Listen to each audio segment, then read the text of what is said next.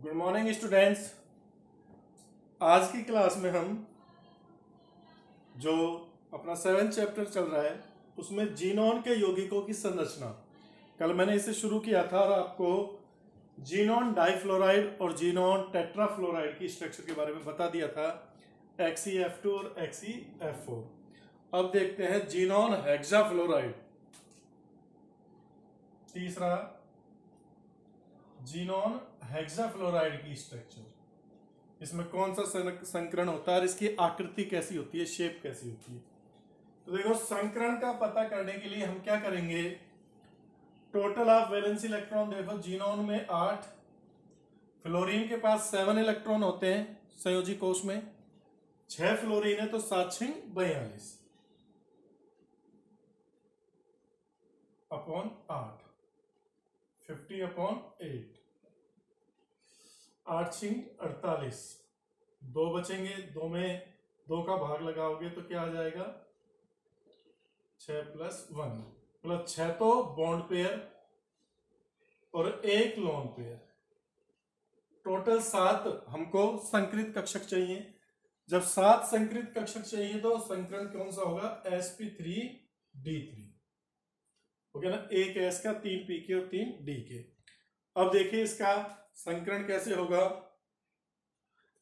Xenon है जो आपके 54 नंबर पर है, इसका इलेक्ट्रॉनिक विन्यास क्या होगा, क्रिप्टॉन जो 36 पर है, 4d10 5s2 5p6, तो 5s और 5 6 और 5d जो आपका खाली पड़ा है। ग्राउंड स्टेट में इसकी आद्यावस्था में 4s में 2 इलेक्ट्रॉन, सॉरी 5s में 2 इलेक्ट्रॉन, 5p में 6 हैं, ये 5s ये 5p और 5d आपका क्या है, खाली है। अब हमें देखो, टोटल हमको जो इलेक्ट्रॉन चाहिए, कम से कम बॉन्ड पेयर बनाने के लिए 6 अनपेयर्ड इलेक्ट्रॉन चाहिए, मतलब इन इलेक्ट्रॉनों को अपन को क्या करना पड़ेगा, इधर भेजना पड़ेगा, अनपेयर्ड इलेक्ट्रॉन चाहिए। तो देखो, एक बार इसको एक्साइटेड करोगे तो ये वाला इलेक्ट्रॉन इधर आ जाएगा, दोबारा एक्साइटेड करोगे तो ये इधर आ जाएगा, तीसरा करोगे तो ये इधर आ जाएगा, ठीक है ना, इस तरह से। तो इसकी तृतीय थर्ड एक्साइटेड स्टेट में क्या हो जाएगा, इसका विन्यास 5s में तो 2 इलेक्ट्रॉन ही रहेंगे, 5p में आप एक इलेक्ट्रॉन हो जाएगा, क्योंकि इनके एक इलेक्ट्रॉन निकलकर किस में चले गए हैं, 5d कक्षक में चले गए, और यहां पर 5d में आ जाएंगे, एक इसमें और एक इसमें। संकरण S का एक P के 3 और D के 3, sp3d3,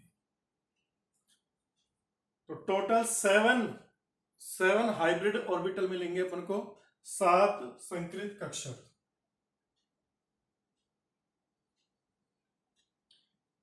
इसमें लॉन पेयर रहेंगे, यहां पर, यहां लॉन पेयर है 5s में, एक में तो बाकी सब में अनपेयर्ड इलेक्ट्रॉन रहेंगे।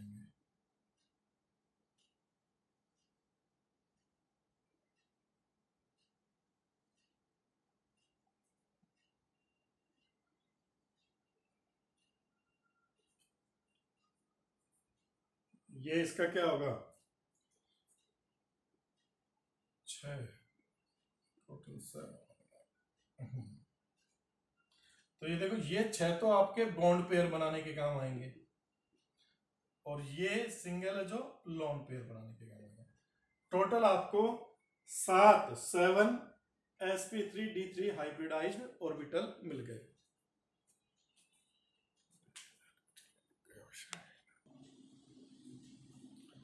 हाँ भाई, sp3d3 हाइब्रिडाइजेशन है, तो इसके लिए जो ज्यामिति निर्धारित है वो कौन सी है, पंचभुजीय द्विपिरामिडीय, पेंटागोनल बाईपिरामिडल। पेंटागोनल बाईपिरामिडल आप इसकी ज्यामिति बनाओगे तो देखो किस तरह से बनेगी।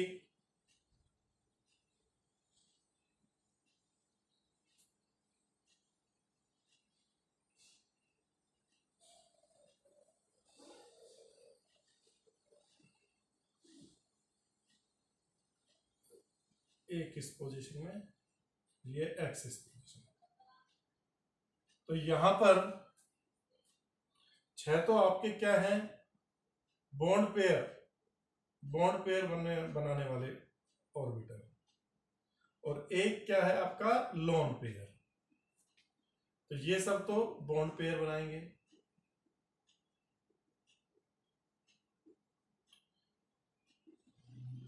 और ये क्या बनाएगा, लोन पेयर। तो ज्यामिति इसकी होनी तो कैसी चाहिए थी, पंचभुजीय द्विपिरामिडीय, लेकिन इस लोन पेयर, ये एक लोन पेयर इनके पास, इस लोन पेयर की प्रेजेंट के कारण इसकी जो ज्यामिति होती है वो विकृत अष्टफलकीय हो जाती है। कैसी हो जाती है, विकृत अष्टफलकीय, जिसको अपन कुछ इस तरह से दिखाते हैं। जीनोन देखो सारे बॉन्ड पेयर है, वो तो बॉन्ड पेयर बना देंगे आपके।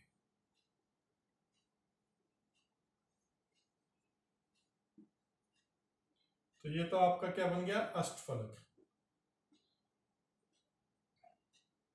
और ये वाला लोन पेयर है वो इनके बीच में आ जाएगा, इस तरह से दिखा देंगे इसको, चाहे यहां दिखा दो, यहां दिखा दो, यहां दिखा दो, यहां दिखा दो, कहीं दिखा दो। तो ये जो ज्यामिति बनी है, डिस्ट्रैक्ट ऑक्टाहेड्रल, डिस्ट्रैक्ट ऑक्टाहेड्रल भी बोलते हैं, या विकृत अष्टफलकीय। तो इसकी आकृति कैसी होगी, विकृत अष्टफलकीय, और होनी कैसी चाहिए थी, पंचभुजीय द्विपिरामिडीय।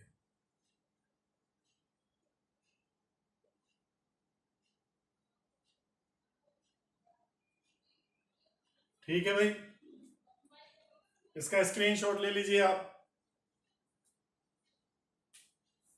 इसके बाद आगे का देखेंगे।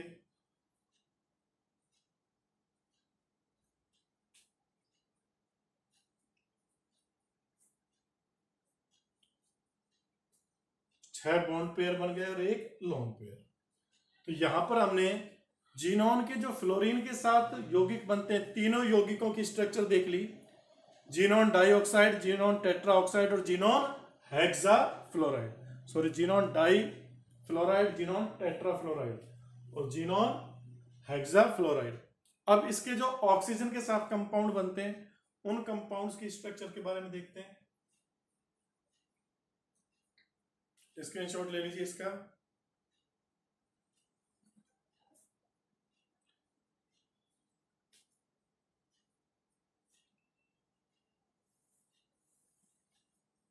अब इसका अगला कंपाउंड देखते हैं।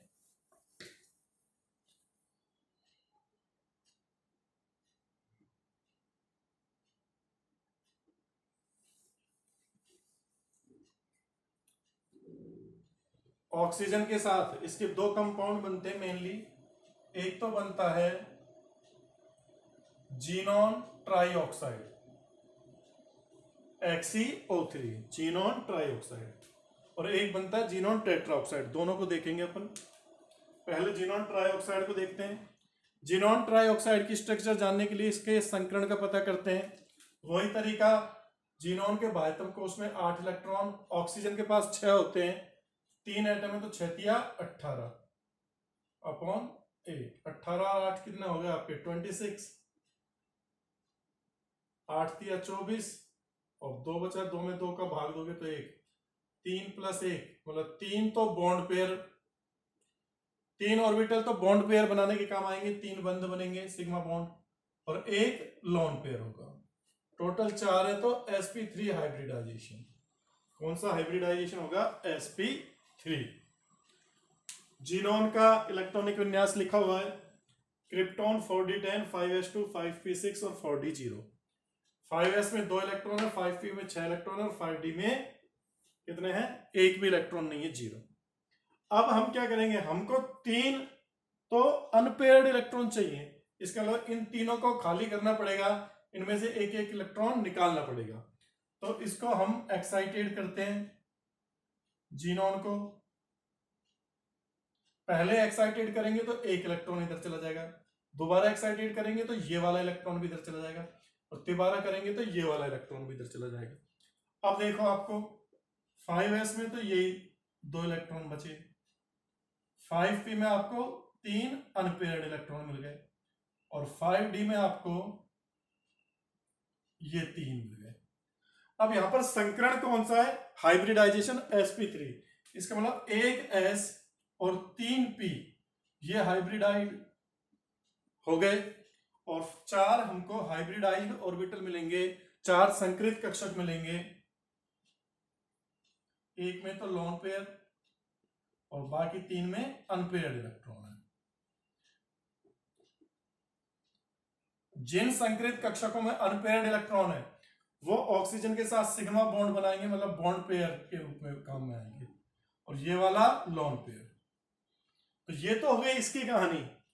आगे देखो, ये जो आपको 3 अनपेयर्ड इलेक्ट्रॉन बचे हैं डी के, 5d के, शुद्ध डी कक्षक है ये, इन्होंने संकरण में भाग नहीं लिया, तो ये कैसे कक्षक हैं?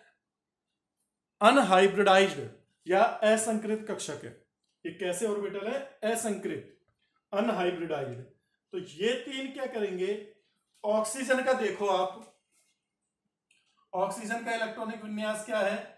Helium 2s2 2p4। तो हीलियम के जो 2p ऑक्सीजन के 2p में देखो, मान लो ये px, ये py और ये pz।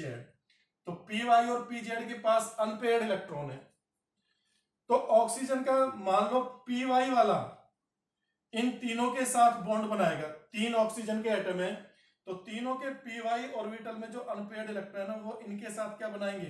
बॉन्ड पेयर बना लेंगे। तो ये जो pz बचा है, ये pz क्या करेगा? जो आपके शुद्ध डी कक्षक हैं उनमें जो अनपेयर्ड इलेक्ट्रॉन है उनके साथ साइड वाइज ओवरलैपिंग करेंगे, मतलब उसको बोलेंगे समपार्श्विक अतिव्यापन। ये तो हेड ऑन है, अक्षीय अतिव्यापन, और ये वाला क्या करेगा? समपार्श्वीय। हमें पता है पाई बॉन्ड बनाने के लिए समपार्श्विक या लैटरल ओवरलैपिंग होती है, समपार्श्विक अतिव्यापन होते हैं। तो एक इलेक्ट्रॉन तो देखो ऑक्सीजन के py ऑर्बिटल में जो इलेक्ट्रॉन है अनपेयर्ड, वो तो क्या करेगा? इन तीनों के साथ बॉन्ड बनाएगा। 3 ऑक्सीजन के एटम है तो 3 ही py कक्षक मिल जाएंगे आपको, तीनों इसके साथ जुड़ जाएंगे। और ये जो pz में इलेक्ट्रॉन है 3 ऑक्सीजन के पास अनपेयर्ड, वो अनपेयर्ड इलेक्ट्रॉन इन 5d के साथ ओवरलैपिंग करेंगे, पर वो ओवरलैपिंग कौन सी होगी? अक्षीय नहीं होगी, समपार्श्विक होगी। अक्षीय ना होकर क्या होगी? समपार्श्विक। तो ये 3 क्या मिलेंगे? बनाएंगे इनके साथ पाई बॉन्ड, यहां ये पाई बॉन्ड बनेंगे, इसको अपन बोलते हैं पी पाई डी पाई। मतलब इसका पी कक्षक ऑक्सीजन का और जीनोन का कौन सा कक्षक काम में है? डी, तो इसको पी पाई डी पाई बॉन्ड भी बोलते हैं। तो 3 ऑक्सीजन एटम है, 3 pz कक्षक लेंगे, वो तीनों इनके साथ क्या कर लेंगे? निरक्षीय अतिव्यापन या समपार्श्विक अतिव्यापन करेंगे। तो अब देखो इसकी ज्यामिति कैसे होगी। sp3 हाइब्रिडाइजेशन है। sp3 के लिए जो आपकी स्ट्रक्चर होती है वो समचतुष्फलकीय या टेट्राहेड्रल होती है। यहां पर देखो एक तो लोन पेयर यहां लगा दिया, और 3 क्या बनेंगे? Bond pair, unpaired electron.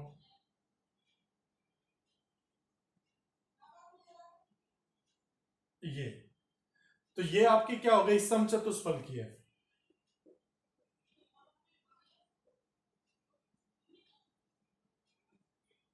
इनके साथ ऑक्सीजन के एटम है जो क्या करेंगे? ओवरलैपिंग। तो ये 3 तो बॉन्ड पेयर बन गए भाई। पी वाई ने तो इनके साथ क्या बना लिया? बॉन्ड पेयर बना लिए, ठीक है ना? 3, और इन्हीं के बीच में क्या बन गया? pz कक्षक ने 5d के साथ p पाई d पाई बॉन्ड बना लिया, तो पाई बॉन्ड बन गए। तो इसकी ज्यामिति कुछ इस तरह से रहेगी। लॉन पेयर तो यहां, इसको ऐसे दिखाएंगे, ये ऑक्सीजन डबल बॉन्ड से, ये ऑक्सीजन डबल बॉन्ड से, और ये ऑक्सीजन डबल बॉन्ड से। अब देखो इसको छुपा लो तो ये स्ट्रक्चर कैसी दिखाएगी हमको, पिरामिडल, पिरामिड के समान। तो इसकी स्ट्रक्चर कैसी होती है, पिरामिडीय, पिरामिडीय। होनी तो कैसी चाहिए थी, समचतुष्फलकीय, लेकिन लॉन पेयर की प्रेजेंट के कारण क्या हो जाएगी, पिरामिडीय। तो ये स्ट्रक्चर ध्यान रखना भाई, ऑक्सीजन और जीनोन के बीच सिग्मा बॉन्ड बन रहे हैं, 3 तो सिग्मा बॉन्ड बने और 3 ही पाई बॉन्ड बने। पाई बॉन्ड क्यों बने, क्योंकि ऑक्सीजन के पास 2 अनपेयर्ड इलेक्ट्रॉन थे, एक अनपेयर्ड इलेक्ट्रॉन ने तो संकृत कक्षकों के साथ हाइब्रिडाइजेशन कर लिया और दूसरे अनपेयर्ड इलेक्ट्रॉन ने असंकृत कक्षकों के साथ क्या किया है, ओवरलैपिंग की है, समपार्श्विक अतिव्यापन किया है। 11वीं क्लास में पढ़ाया था, पाई बॉन्ड हमेशा असंकृत कक्षकों के मध्य बनता है जो संकरण में भाग नहीं लेते। तो 5D में संकरण में भाग नहीं लिया, इनके पास अनपेयर्ड इलेक्ट्रॉन थे शुद्ध, इस वजह से इन्होंने इनके साथ क्या कर ली, साइड वाइज ओवरलैपिंग कर ली और पाई बॉन्ड का निर्माण कर दिया। तो ये आपकी किसकी स्ट्रक्चर हो गई, जीनोन ट्राई ऑक्साइड की। इसका स्क्रीनशॉट ले लीजिए, ध्यान से, इंपॉर्टेंट है ये कि इसमें पाई बॉन्ड कैसे बनते हैं उसके बारे में क्लियरेंस है। इसके बाद हाँ भाई ले लिया स्क्रीनशॉट। अब देखो चौथा, इसका 5वां यौगिक देखते हैं, xenon tetra oxide, xenon tetra oxide.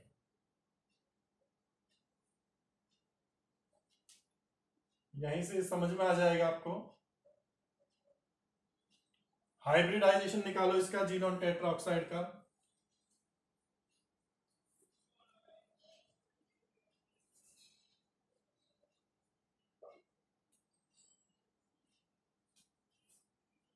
आठ इलेक्ट्रॉन इसमें, ऑक्सीजन के पास कितने होते हैं, 6, 6 चौक 24,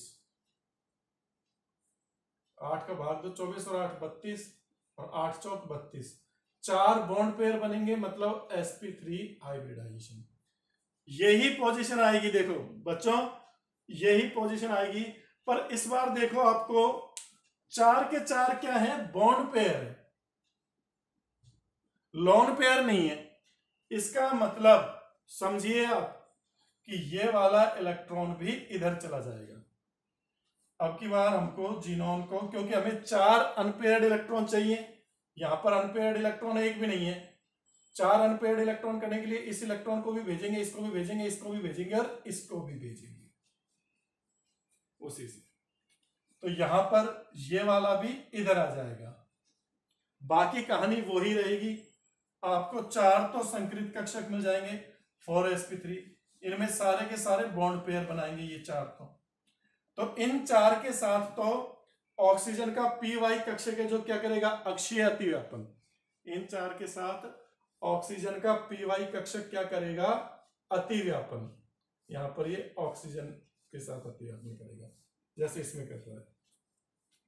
और ये 4 जो आपके असंकृत कक्षक है, अनहाइब्रिडाइज्ड है, जिन्होंने संकरण में भाग ही नहीं लिया, पार्टिसिपेट नहीं किया, इन 4 से चारों ऑक्सीजन के पीजेड कक्षक कौन सा अतिव्यापन करेंगे, समपार्श्विक अतिव्यापन, लेटरल ओवरलैपिंग, समपार्श्विक अतिव्यापन करेंगे। तो उसके फलस्वरूप 4 ही पाई बॉन्ड बन जाएंगे, तो उसकी स्ट्रक्चर ऐसी हो जाएगी ये। तो ये इसमें ज्यामिति आपकी क्या रहेगी, चतुष्फलकीय ही रहेगी, समचतुष्फलकीय ही रहेगी, क्योंकि 4 ही बॉन्ड पेयर बने और sp3 हाइब्रिडाइजेशन है, चारों बॉन्ड पेयर है तो समचतुष्फलकीय, ये इसकी ज्यामिति होगी। तो ये अपन ने ऑक्सीजन के दोनों कंपाउंड है जो उनकी स्ट्रक्चर देख ली। बना लीजिए भाई, इस बार चारों बॉन्ड पेयर है, ये भी बॉन्ड पेयर है, यहां भी बॉन्ड पेयर बनेंगे ये चारों, वही एक सिग्मा एक पाई। तो देखो यहां पर 4 तो आपको सिग्मा बॉन्ड बने और 4 ही पाई बॉन्ड है, और वो पाई बॉन्ड कौन से वाले हैं? पी पाई डी पाई। मतलब ऑक्सीजन का तो पी ऑर्बिटल और जीनोन का डी ऑर्बिटल के मध्य क्या हुआ है? पाई बॉन्ड बना है, समपार्श्विक अतिव्यापन। अब अपन इनके ऑक्सीजन और जीनोन के ऑक्सीजन व फ्लोरीन के साथ के जो यौगिक हैं उनकी स्ट्रक्चर देखते हैं।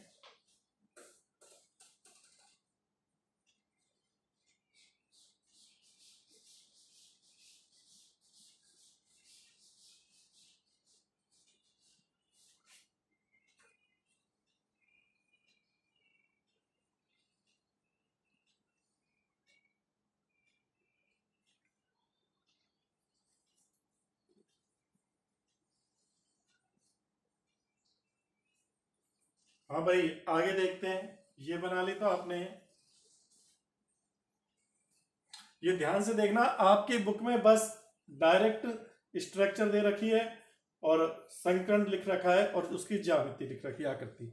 लेकिन मैंने आपको पूरा क्लियर करके बता रहा हूं कि ये स्ट्रक्चर कैसे बन रही है, कैसे संकरण हुआ है, संकरण निकाल कैसे रहे, सारा डिटेल से। तो डिटेल से अपन को ध्यान में रखना है जिससे तुमको रटना ना पड़े, तुम एग्जाम में निकाल के आ सको।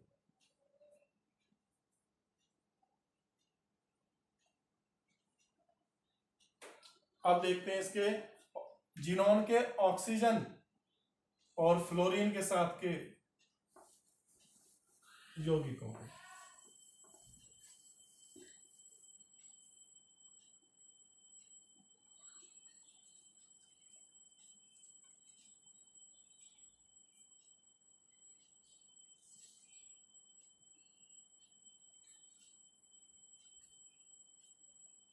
पहला यौगिक देखते हैं, xenon oxo difluoride, XeOF2। Xenon oxy difluoride, XeOF2। क्या नाम है इसका? Xenon oxy difluoride. इसका हाइब्रिडाइजेशन पता करो पहले, तो वही रूल, जीनोन के 8 इलेक्ट्रॉन, ऑक्सीजन के 6 और 7 दूनी 14। कितने हो गए? 14 6 20 28। 28 में 8 का भाग दो, 8 तिया 24, 4 बचे, 4 में 2 का भाग दोगे तो 3 + 2, मतलब 3 तो बॉन्ड पेयर और 2 लोन पेयर। 3 बॉन्ड पेयर बनेंगे, 2 लोन पेयर, टोटल 5 हो गए। 5 का मतलब sp3d। हाइब्रिडाइजेशन कौन सा होगा? sp3d। ये आपके जीनोन का इलेक्ट्रॉनिक कॉन्फ़िगरेशन हो गया। यहां पर देखो, अपन को कम से कम 3 तो अनपेयर्ड इलेक्ट्रॉन चाहिए और 2 क्या चाहिए आपको? Lone pair. 3 तो अनपेयर्ड इलेक्ट्रॉन और 2 क्या चाहिए आपको? Lone pair.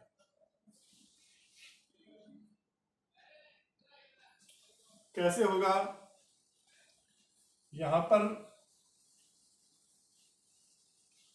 3 के लिए देखो, एक बार इसको भेजोगे 2 अनपेयर्ड इलेक्ट्रॉन हो गए, फिर इसको भेजोगे तो 4 अनपेयर्ड इलेक्ट्रॉन हो गए। तो अपन को 2 बार इसको उत्तेजित करना पड़ेगा, एक्साइटेड। इस बार ये नहीं जाएगा देखो, और ये वाला भी नहीं जाएगा, केवल इन 2 से ही काम चल जाएगा 2 बार। तो आपके ये दोनों तो क्या रहेंगे? लोन पेयर वाले।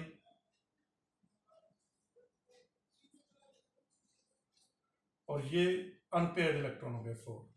हाइब्रिडाइजेशन किस किस में होगा? sp3d। तो इसका एक, इस d का एक काम में आएगा, एक जो रह जाएगा। अब के बाद एक ही पाई बॉन्ड बनेगा भाई, क्यों? क्योंकि एक ही अनपेयर्ड इलेक्ट्रॉन बच जाएगा। ये sp3d, 5 हाइब्रिडाइज्ड ऑर्बिटल मिलेंगे संकृत कक्षक, जिनमें से 2 के पास तो लोन पेयर है और बाकी 3 के पास अनपेयर्ड इलेक्ट्रॉन है। तो ये 3 तो आपके बॉन्ड पेयर बनाएंगे और ये दोनों क्या बनाएंगे? Lone pair. वही कहानी, एक जो ये बचा है असंकृत कक्षक, अनहाइब्रिडाइज्ड ऑर्बिटल, ये असंकृत कक्षक ऑक्सीजन के pz के साथ समपार्श्विक अतिव्यापन कर पी पाई डी पाई बॉन्ड बनाएगा। तो देख आपको पता है sp3d हाइब्रिडाइजेशन की जो ज्यामिति होती है वो कैसी होती है, पंचभुजीय द्विपिरामिडीय। तो जीनोन मैंने बताया था लोन पेयर हमेशा, अगर sp3d संकरण है तो लोन पेयर हमेशा कहां पर स्थित होते हैं, निरक्षीय पोजीशन पर, इक्वेटोरियल पोजीशन पर। तो दोनों लोन पेयर को तो इक्वेटोरियल पोजीशन पर लगा दो यहां। ये तो आपके लोन पेयर हो गए दोनों, एलपी एलपी। बॉन्ड पेयर है जो एक तो यहां बन जाएगा और दो किस पे बन जाएंगे, एक्सिस पर। तो ये आपके क्या हो गए, बॉन्ड पेयर, बॉन्ड पेयर और बॉन्ड पेयर। तो इसकी ज्यामिति जो बनेगी वो इस तरह से बनेगी, जीनोन, ये दो फ्लोरीन तो ये हो गए एक्सिस पोजीशन पर, और ये ऑक्सीजन हो गए और यहां लोन पेयर। तो इसकी जो ज्यामिति है वो कैसी हो जाएगी, टी शेप हो जाएगी। इसकी ज्यामिति क्या होगी, टी शेप। होनी तो पंचभुजीय द्विपिरामिडीय थी। संकरण के द्वारा यह निर्धारित हुई पंचभुजीय द्विपिरामिडीय, लेकिन जो वसीपर थ्योरी है आपकी उससे इसकी ज्यामिति कैसी हो गई, क्योंकि लोन पेयर प्रेजेंट है तो टी शेप हो गई, टी शेप। इसमें एक ये ऑक्सीजन और जीनोन के बीच एक सिग्मा बॉन्ड है और एक पाई बॉन्ड है। पाई बॉन्ड कहां से बना है, जो एक इलेक्ट्रॉन डी कक्षक में था जिसने संकरण में भाग नहीं लिया, उस इलेक्ट्रॉन ने ऑक्सीजन के पीजेड के साथ समपार्श्विक लैटरल ओवरलैपिंग करी, और ये इस वाले ने, पी वाई वाले ने इनके साथ क्या कर ली, डायरेक्ट हाइब्रिडाइज ऑर्बिटल से वो करी ओवरलैपिंग, तो सिग्मा बॉन्ड बनी। ध्यान रखना हमेशा संकृत कक्षकों के मध्य ओवरलैपिंग हो रही है तो सिग्मा बॉन्ड बनेंगे, असंकृत कक्षकों के मध्य ओवरलैपिंग हो रही है तो पाई बॉन्ड बनेंगे। तो ये आपके क्या हो गए, जीनोन ऑक्सी डाइफ्लोराइड। अब देखते हैं जीनोन ऑक्सी टेट्राफ्लोराइड।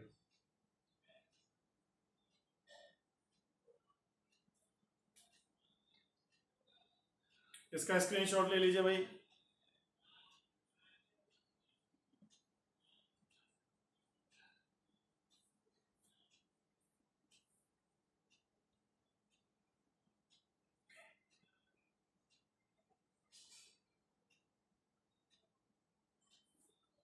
अभी ले लिया।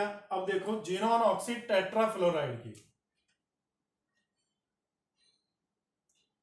तो इसमें यहां पर 7 चौक 28 इलेक्ट्रॉन आ गए, 28 6 34 और 8 42, 8 5 40, 2 एकम 2, तो 5 और 1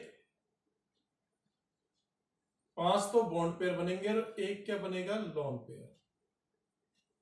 5 बॉन्ड पेयर एक लोन पेयर बनेंगे, टोटल 6 का मतलब sp3d2 हाइब्रिडाइजेशन। 6 का मतलब क्या हो गया, sp3d2 हाइब्रिडाइजेशन। अब हमको टोटल 5 बॉन्ड पेयर चाहिए, मतलब 5 अनपेयर्ड इलेक्ट्रॉन। तो देखो आप 2 बार भेजोगे तो 4 ही अनपेयर्ड इलेक्ट्रॉन मिलेंगे आपको, तो इस तीसरे को भी भेजना पड़ेगा। इसको एक्साइटेड करोगे तीसरी बार तो ये इलेक्ट्रॉन भी इधर चला जाएगा। अब संकरण कौन सा है, sp3d2, मतलब ये दो यहां तक काम में आ जाएंगे, ये बचेगा, ये पाई बॉन्ड बनाने के काम आएगा तीसरा। तो आपको कितने, 3 और 3 6, 5 अनपेयर्ड चाहिए, सही है, 3 और 2 5, तो यहां पर ये हो गए एक पेयरिंग और 4 अनपेयर, एक तो लॉन पेयर और 4 क्या हो गए बॉन्ड पेयर। ये चारों जो अनपेयर्ड संकृत कक्षक है, संकृत कक्षकों में अनपेयर्ड इलेक्ट्रॉन है, ये तो बॉन्ड पेयर बनाएंगे फ्लोरीन और ऑक्सीजन के साथ, 4 के साथ, और बाकी क्या करेंगे, सॉरी 3 और 2 5 है ना, हाँ 5, एक को बना देता हूँ, 4 ही बनाए, हाँ ये 5 तो बॉन्ड पेयर बनाएंगे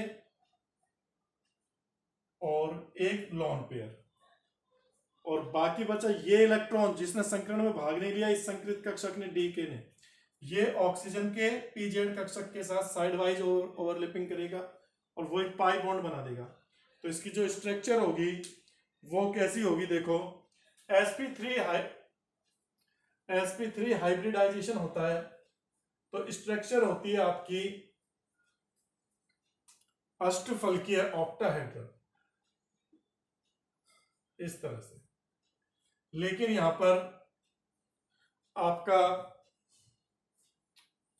देखो ये बॉन्ड पेयर इनमें से एक लोन पेयर में बदल जाएगा, ये भी बॉन्ड पेयर बनाएगा और ये भी बॉन्ड पेयर,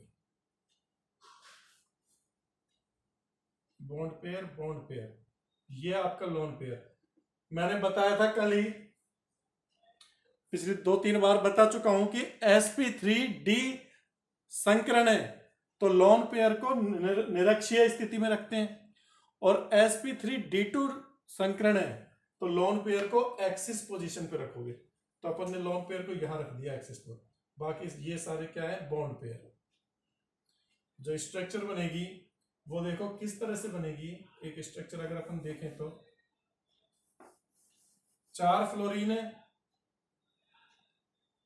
तो चारों फ्लोरीन तो वर्गाकार पोजीशन पर आ गए, ये 4 बॉन्ड बनेंगे, 4 बॉन्ड पेयर। हमें पता है ऑक्सीजन जिनोन के साथ डबल बॉन्ड से जुड़ेगा, एक सिग्मा बॉन्ड एक पाई बॉन्ड, और लोन पेयर इधर रह जाएगा, ये लोन पेयर। तो इसकी जो ज्यामिति है वो कैसी हो जाएगी, वर्गाकार पिरामिडीय, वर्गाकार पिरामिडीय। तो ये जीनोम की जितने भी यौगिक थे 6-7 यौगिक थे, उन सबकी स्ट्रक्चर 7 कंपाउंड्स की मैंने स्ट्रक्चर बता दिए। इनमें कुछ भी नहीं है, रटना भी नहीं पड़ता। अगर आपको संकरण आता है, संकरण निकालना आता है, इलेक्ट्रॉनिक विन्यास पता है, तो आप सब कुछ पता कर सकते हो। बॉन्ड पेयर यहां से पता लग ही जाता है, बॉन्ड पेयर और लोन पेयर। इनका स्क्रीनशॉट ले लीजिए। अब लास्ट टॉपिक पर आते हैं हम, इसके उपयोगों पर, अक्रिय गैसों के उपयोग।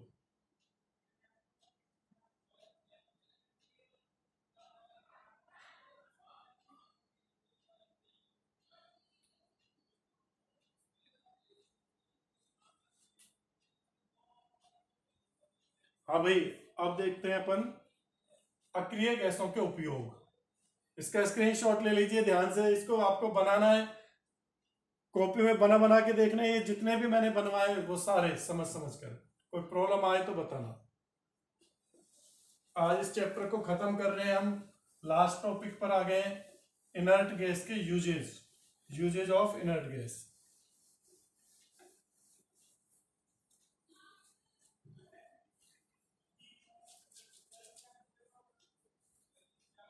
अक्रिय गैसों के उपयोग, अक्रिय गैसों के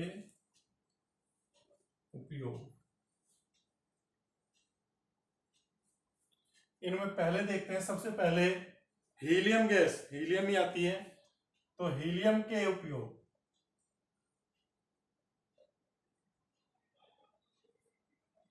इसका जो ये है, जो अज्वलनशील और हल्की गैस है, तो इसका उपयोग एक तो मौसम के प्रेक्षण में प्रयुक्त गुब्बारों में भरने में,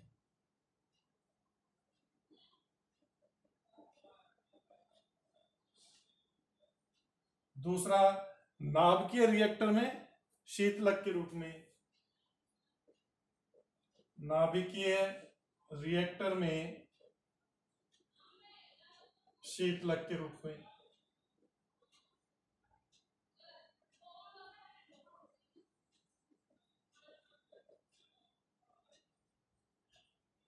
तीसरा इसका उपयोग होता है ऑक्सीजन गैस को तनुकृत करने में। ऑक्सीजन के जो सिलेंडर है उनमें मिलाई जाती है, O2 को तनुकृत करने में। अविलयशील गैस है, ब्लड में नहीं घुलती, अनुकृत करने में। ऑक्सीजन के सिलेंडरों में हीलियम गैस मिलाई जाती है। जो हम पर्वतारोही या समुद्री गोताखोर ले जाते हैं तो उसमें हीलियम गैस मिलाई जाती है। ये तो आपके किसके हो गए, हीलियम के उपयोग।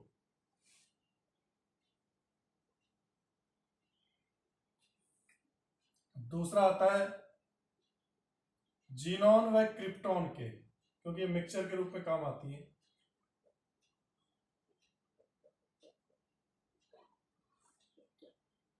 तो पहला इनका उपयोग है, इनके मिश्रण का उच्च गति की फोटोग्राफी में उपयोग करते हैं। इनके मिश्रण का उपयोग उच्च गति की फोटोग्राफी में किया जाता है।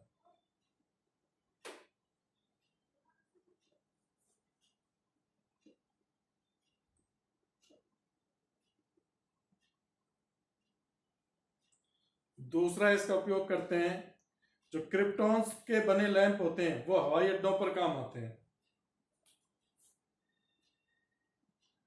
केयर क्रिप्टॉन का उपयोग हवाई अड्डों के लैंपों में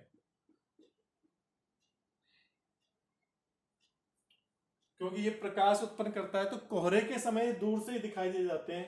क्रिप्टॉन के बने जो लैंप होते हैं वो कोहरे में दूर से दिखाई देते हैं। और तीसरा, क्रिप्टॉन व जीनॉन के मिश्रण का उपयोग श्वसन अंगों के परीक्षण में। जीनॉन व क्रिप्टॉन के मिश्रण को श्वसन अंगों के परीक्षण में काम में लेते हैं। श्वसन अंगों के परीक्षण में, फिर रेस्पिरेटरी सिस्टम के जो ऑर्गन्स है उनके टेस्ट में काम में लिया जाता है। फिर तीसरा आपका आता है नियॉन के उपयोग। नियॉन के उपयोग, नियॉन का विसर्जन ट्यूब व प्रदीप्ति बल्बों में, विसर्जन ट्यूब डिस्चार्ज ट्यूब होती है जो, विसर्जन ट्यूब व प्रतिदीप्त बल्बों में जो रात में चमकते हैं विज्ञापनों के प्रदर्शन में, एड बनाने वाले जो होते हैं। और इसके नियॉन बल्ब का उपयोग वनस्पति उद्यानों में ग्रीन हाउस में भी किया जाता है।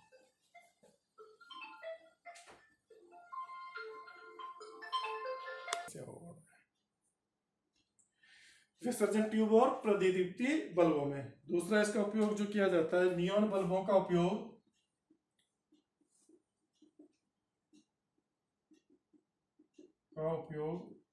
वनस्पति उद्यान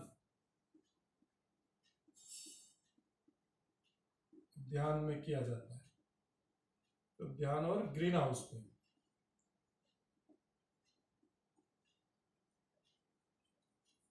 इसके बाद आपका आता है ऑर्गन।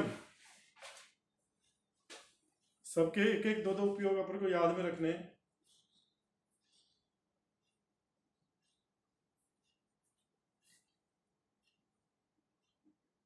ऑर्गन के उपयोग, ऑर्गन का जो उपयोग है वो बल्बों में अक्रिय वातावरण में, छोटी क्लास में आपने पढ़ा होगा, विद्युत बल्ब में ऑर्गन गैस भरी जाती है।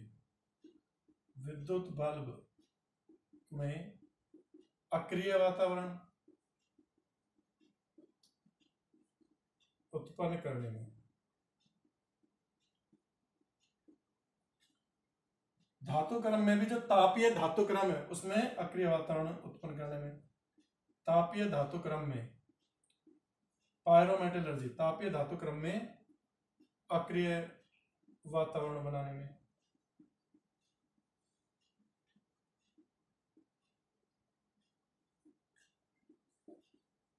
तीसरा इसका उपयोग किया जाता है आर्क वेल्डिंग में, धातु है, धातु की आर्क वेल्डिंग में।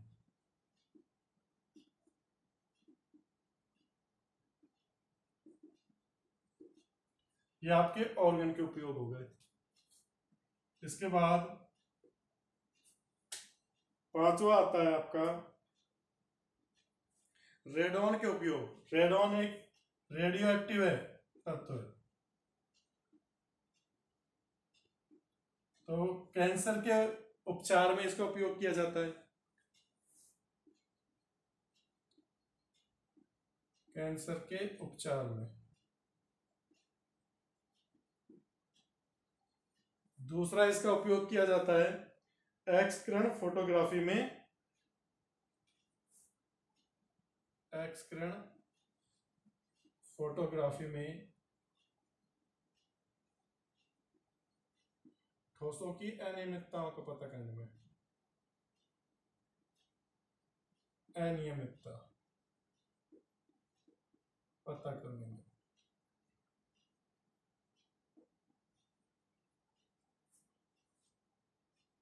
तो ये इनके क्या हो गए, उपयोग हो गए, अक्रिय गैसों के उपयोग। और यही अपना ये जो 7वां चैप्टर चल रहा था पी ब्लॉक के तत्व आज खत्म हो गया।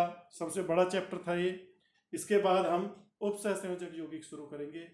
इस चैप्टर से संबंधित कोई प्रॉब्लम हो तो आप मुझसे कमेंट्स में डिस्कस कर सकते हैं या फोन कर सकते हैं, बता सकते हैं।